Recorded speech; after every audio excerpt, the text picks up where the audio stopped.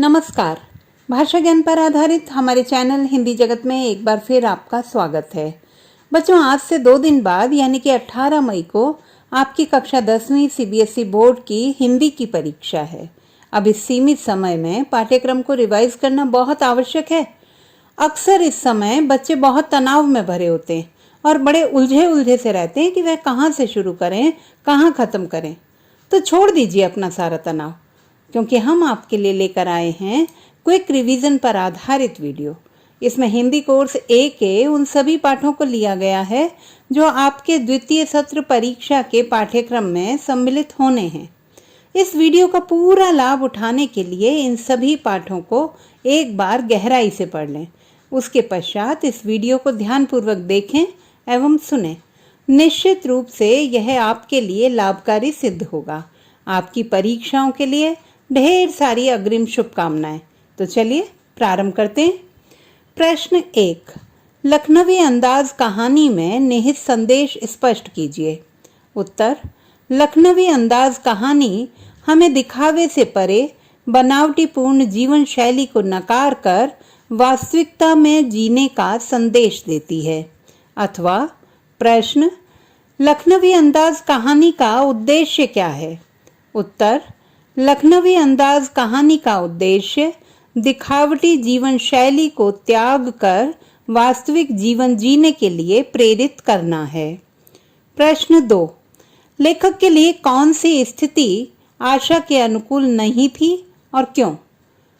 उत्तर, लेखक को आशा थी कि रेल के सेकंड क्लास में कोई यात्री नहीं होगा, परंतु उनकी आशा के विपरीत एक नवाबी स्वभाव वाले सफेद पोश सज्जन वहां उपस्थित थे।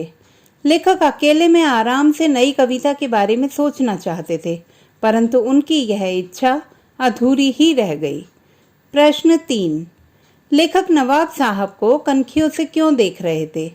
उत्तर, लेखक द्वारा नवाब साहब के नवाबी आचरण को सीधे सीधे देखना अमर्यादित लगता, अतः उन्होंने उन्हें कनखियों से देखना ही उचित समझा। प्रश्न 4, पनियाती और मैदा शब्द का अर्थ लिखिए। उत्तर, पनियाती शब्द का अर्थ है पानी से भरी हुई या पानी टपकाती हुई। मैदा का अर्थ है पाचन शक्ति। प्रश्न 5, नवाब साहब ने खीरे को सूंघ कर बाहर क्यों फेंक दिया? उत्तर, अपनी झूठी नवाबी शान, लखनवी नफासत और नज़ाकत को दिखाने के लिए उन्होंने साधारण मनुष्य की तरह खीरा काटकर खाया नहीं, बल्कि उसकी सुगंध और स्वाद से ही पेट भर लिया। इस तरह वह स्वयं को अन्य लोगों से श्रेष्ठ दिखाना चाहते थे। प्रश्न 6, लेखक के ज्ञान चक्षु किस प्रकार खुल गए थे?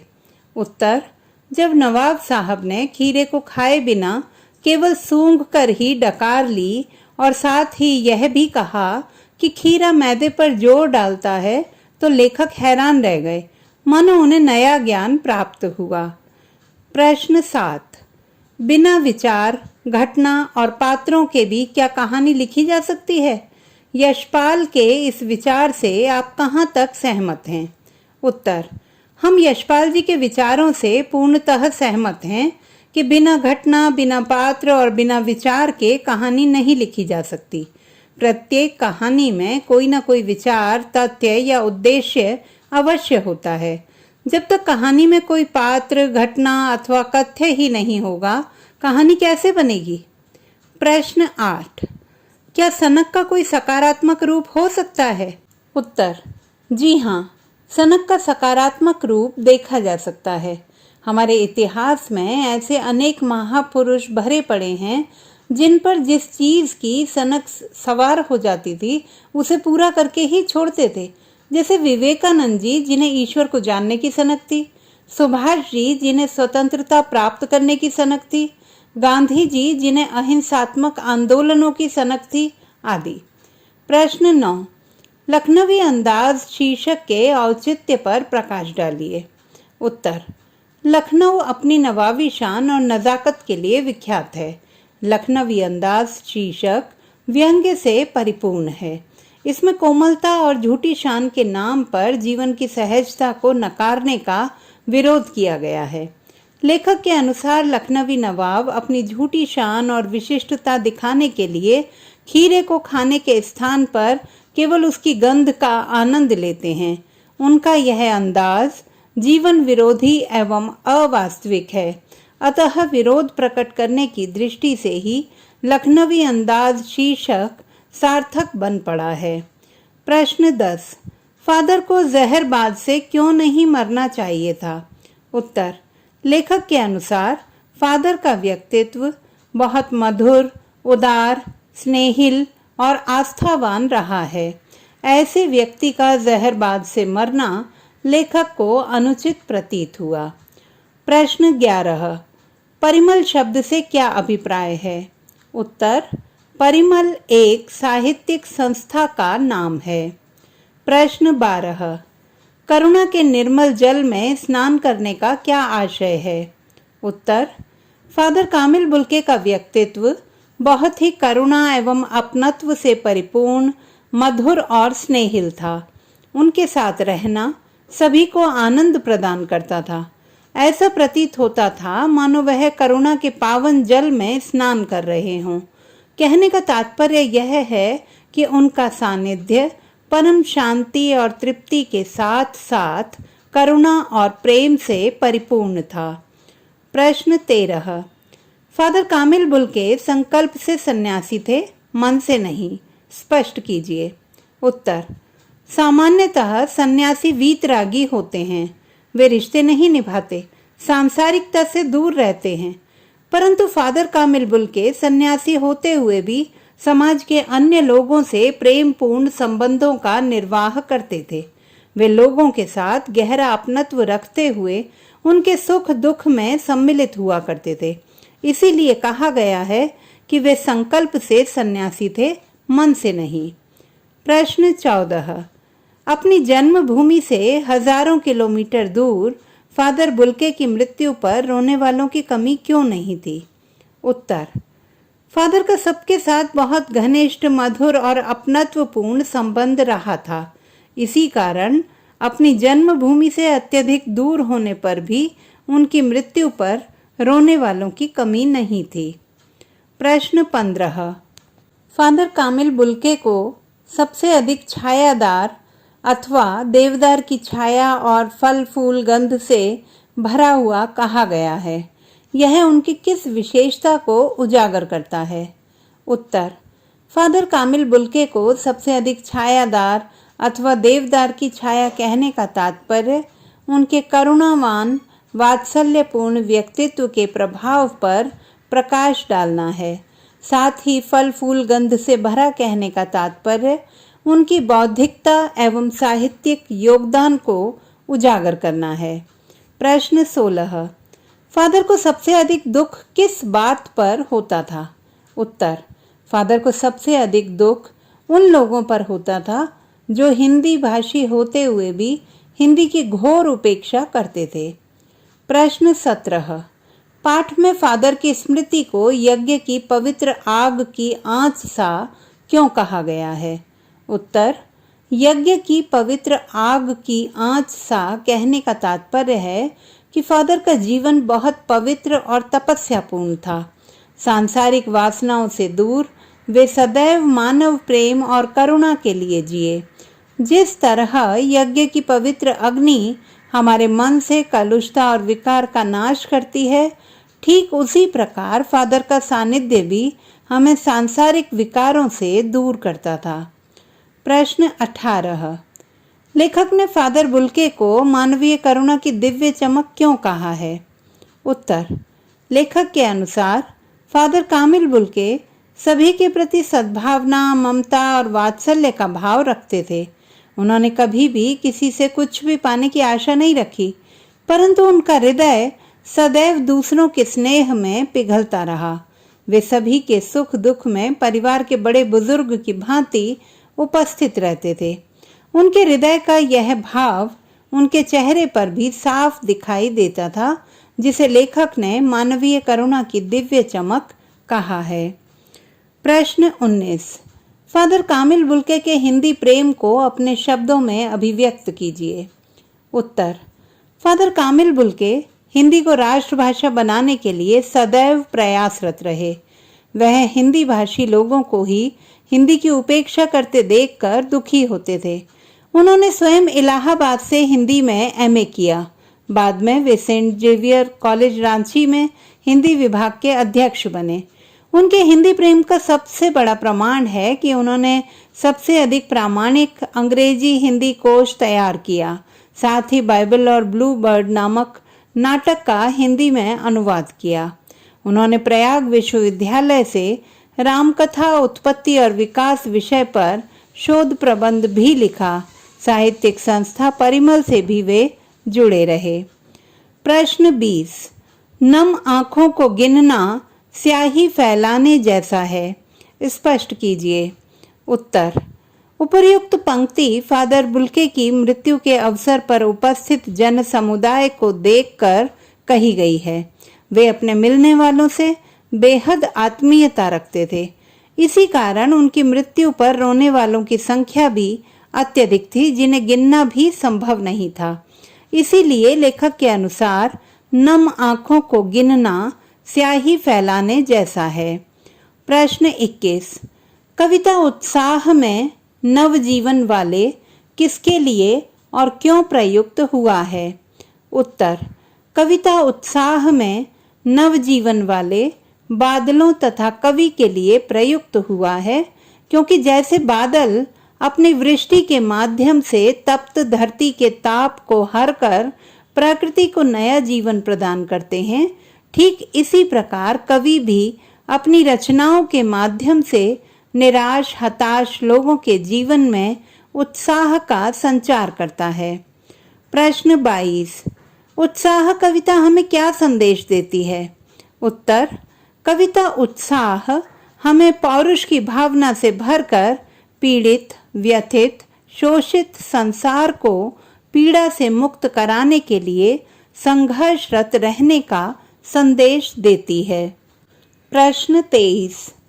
तप्त धरा और जल का सांकेतिक अर्थ बताइए।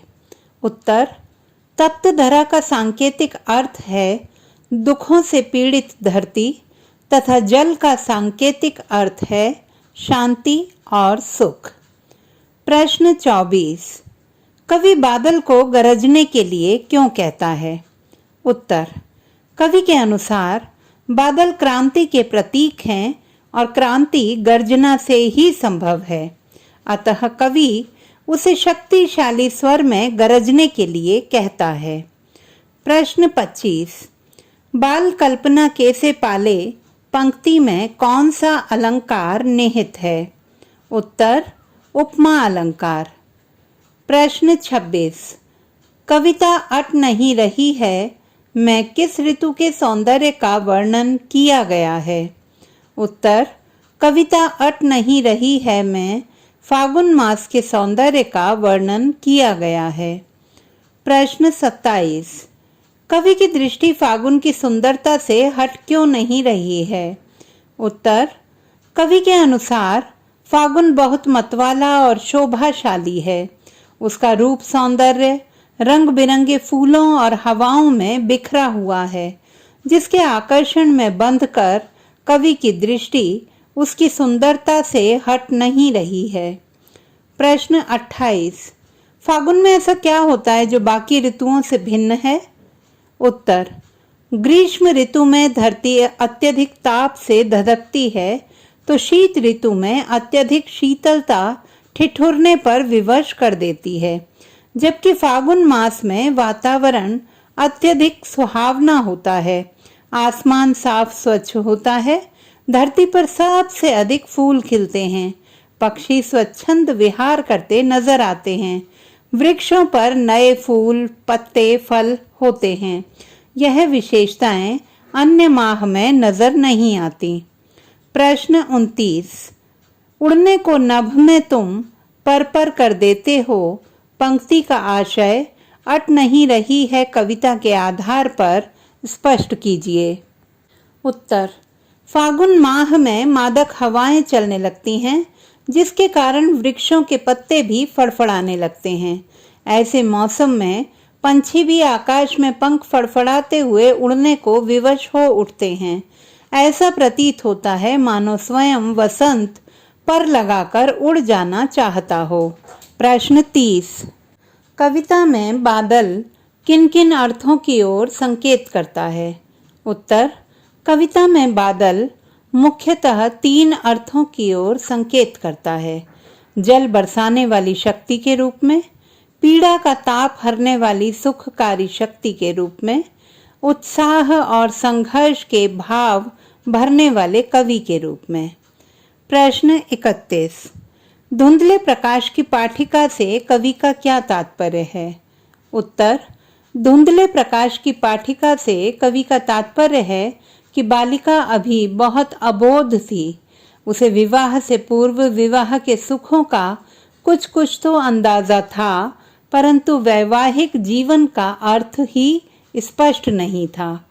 प्रश्न 32। माँ ने क्यों कहा कि लड़की होना पर लड़की जैसी दिखाई मत देना? उत्तर: माँ अपनी बेटी को ससुराल में होने वाले शोषण से बचाना चाहती है, इसलिए वह उसे सीख देती है कि वह लड़कियों के श्रेष्ठ गुणों से तो युक्त रहे, परंतु लड़कियों की भांति सौंदर्य, कोमलता, वस्त्र, आभूषण के मोह से परे रहे, ताकि उसके ससुराल वाले उसे प्रलोभन में फंसाकर उसका शोषण न करें। प्रश्न 33। कविता में आग के माध्यम से समाज की किस समस्या की ओर संकेत किया गया है? उत्तर: कविता में आग के माध्यम से समाज में व्याप्त दहेज प्रथा की समस्या की ओर इंगित किया गया है, जिसके कारण प्रायः ससुराल पक्ष के लोग बहू को आग में झोंक देते हैं। प्रश्न 34। माँ को अपनी बेटी अंतिम पूंजी क्यों प्रतीत होती है? उत्तर: एक स्त्री ही किसी दूसरी स्त्री के मन की बातों को भली भांति समझ पाती है। बेटी जब बड़ी होने लगती है तो वह माँ की अभिन्न सहेली बन जाती है।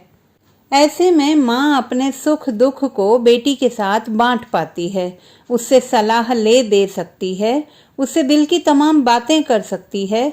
कन्यादान के बाद यदि वह भी ससुराल चली जाएगी तो वह मानो बिल्कुल कंगाल हो जाएगी, इसलिए उसे अपनी बेटी एकमात्र पूंजी नजर आती है। प्रश्न 35। माँ ने अपनी बेटी को क्या सीख दी? कन्यादान कविता के आधार पर बताइए। उत्तर: माँ ने अपनी बेटी को सीख देते हुए कहा कि वह कभी अपनी सुंदरता और प्रशंसा पर मुग्ध ना हो, घर गृहस्थी के सामान्य कार्य करे, परंतु अत्याचार न सहे, कपड़ों गहनों के बदले अपनी स्वतंत्रता न खो दे, अपनी सरलता और भोलेपन का फायदा लोगों को न उठाने दे। प्रश्न 36। कन्यादान कविता का उद्देश्य स्पष्ट कीजिए। उत्तर: कन्यादान कविता नारी जागृति से संबंधित है, जो नारियों को सौंदर्य, प्रशंसा, वस्त्राभूषण के माया जाल में न फंसकर सजग होने और शक्तिशाली बनने की प्रेरणा देती है। प्रश्न 37। माता का अंचल पाठ के शीर्षक की सार्थकता कहानी में वर्णित किस घटना में निहित है? उत्तर: पाठ के अंत में जब सांप से घबराया हुआ बालक घर आकर पिता की अपेक्षा अपनी माँ के आंचल में छुप जाता है और स्वयं को सुरक्षित अनुभव करता है, तो माँ का आंचल शीर्षक की सार्थकता का बोध होता है। प्रश्न 38। जॉर्ज पंचम की नाक पाठ में सरकारी दफ्तरों की कार्य प्रणाली पर क्या व्यंग्य किया गया है? उत्तर: प्रस्तुत पाठ में सरकारी दफ्तरों की कार्य प्रणाली पर गहरा व्यंग्य है, जिसमें सरकारी अधिकारियों की एक दूसरे पर काम टालने की प्रवृत्ति को विशेष तौर पर उभारा गया है। बड़े अधिकारी छोटे कर्मचारियों को गलतियों का जिम्मेदार ठहरा देते हैं। सरकार में कमेटियां गठित करने की परंपरा पर भी गहरा व्यंग्य किया गया है। प्रश्न 39। जॉर्ज पंचम की नाक पाठ में सरकारी तंत्र और अखबारों की क्या भूमिका है? उत्तर: जॉर्ज पंचम की नाक पाठ में सरकारी तंत्र और अखबारों की मिलीभगत को दर्शाया गया है। सरकार अपने गलत फैसलों को सही ठहराकर मनमाने ढंग से अखबारों में छपवाती है। अखबार वाले भी सच की गहराई में जाए बिना समाचारों को ज्यों का त्यों छाप देते हैं। इस तरह वह समाज को भ्रामक जानकारी प्रदान करते हैं जो किसी भी प्रकार उचित नहीं है। समाचार पत्रों का काम जन जागरण का है, परंतु सरकारी तंत्रों के समर्थक बनकर वे देश की बहुत बड़ी हानि करते हैं। प्रश्न 40। गंतोक को मेहनतकश बादशाहों का शहर क्यों कहा गया है? उत्तर, मेहनतकश का अर्थ है कड़ी मेहनत करने वाले और बादशाह से तात्पर्य है मन की मर्जी के मालिक। पर्वतीय स्थल होने के कारण गंतोक की स्थितियां बड़ी दुष्कर हैं। लोगों को दैनिक जीवन जीने के लिए भी प्रतिदिन कठिन परिस्थितियों से गुजरना पड़ता है। फिर भी वे इस मेहनत से घबराते नहीं और इन कठिनाइयों के मध्य भी मस्त रहते हैं। इसीलिए गंतोक को मेहनतकश बादशाहों का शहर कहा गया है। प्रश्न 41। श्वेत और रंगीन पताकाओं का फहराना किन अलग अलग अवसरों का सूचक है? उत्तर, श्वेत पताकाएं किसी बुद्धिस्ट की मृत्यु पर फहराई जाती हैं, जबकि किसी शुभ कार्य को आरंभ करने पर रंगीन पताकाएं फहराई जाती हैं। प्रश्न 42। साना साना हाथ जोड़ी यात्रा वृत्तांत की क्या विशेषता है? उत्तर, इस यात्रा वृत्तांत में लेखिका अपने सामाजिक दायित्व के प्रति सजग नजर आती हैं। साथ ही श्रमजीवी लोगों के प्रति उनके हृदय में सम्मान के दर्शन होते हैं। प्रश्न 43। भारत का स्विट्जरलैंड किसे कहा गया है और क्यों? उत्तर, कटाव की पहाड़ी को भारत का स्विट्जरलैंड कहा जाता है क्योंकि यह पहाड़ी समुद्र तल से 14,500 फीट की ऊंचाई पर स्थित है। इस स्थल का सौंदर्य अवर्णनीय है। प्रश्न 44। साना साना हाथ जोड़ी पाठ में निहित संदेश को स्पष्ट कीजिए। उत्तर, साना साना हाथ जोड़ी पाठ पहाड़ों की प्राकृतिक संपदा के संरक्षण के माध्यम से राष्ट्र के प्रति अपने कर्तव्य को निभाने का संदेश देता है। तो बच्चों, आशा करती हूँ कि हमारा यह आज का वीडियो आपको पसंद आया होगा। यदि आप सभी पाठों का विस्तृत अध्ययन करना चाहते हैं तो उन पर आधारित हमारे वीडियो देखना ना भूलें। किसी भी समस्या के समाधान हेतु बने रहिए सुनीता भटनागर हिंदी जगत के साथ। आपका दिन शुभ हो। All the best.